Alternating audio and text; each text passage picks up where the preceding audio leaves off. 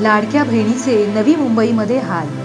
लाडक्या बहिणीला सार्वजनिक शौचालयाचे पाणी प्यावं लागत आहे. यापेक्षा सरकारचं मोठं अपयश काय असू शकतं? 1500 रुपयांमध्ये लाडक्या बहिणीला खुश करण्याचा प्रयत्न करत असतानाच नवी मुंबईतील बहिणींना मात्र सार्वजनिक शौचालयाचे पाणी पिण्यासाठी वापरावे लागत आहे. सरकारला तसेच नवी मुंबई महानगरपालिका आयुक्तांना यापेक्षा मोठा घरचा आहेर काय असू शकतो? स्वच्छतेच्या बाबतीत नंबर 1 शहर म्हणून भारतात अभिमानानं ज्या शहराचं नाव घेतलं जातं त्याच शहरातील अतिशय निंदनीय प्रकार असा हा म्हणावा लागेल. नवी मुंबईतील सानपाडा येथील दत्तगुरुनगरमधील ही घटना. पुनर्वसन संघटनेचे मुख्य प्रवर्तक मकरंद गायकवाड यांनी मी 24 तास जवळ आपली व्यथा बोलून दाखवली.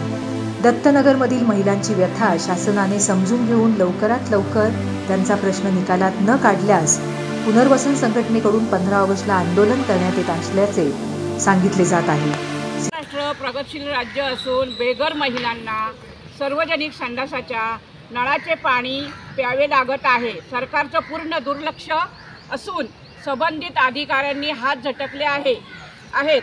मुख्यमंत्र्यांनी जातीने लक्ष घालून बेघर महिलांना न्याय द्यावा ही नम्र विनंती.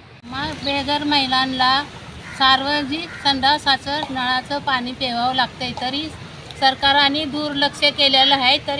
तरी सरकारने कमसे कम लवकरात लवकर आमच्याकडे लक्ष द्यावे. आम्हा बेघर महिलांना सार्वजनिक संडासच्या नळाचं पाणी पिवावं लागतंय.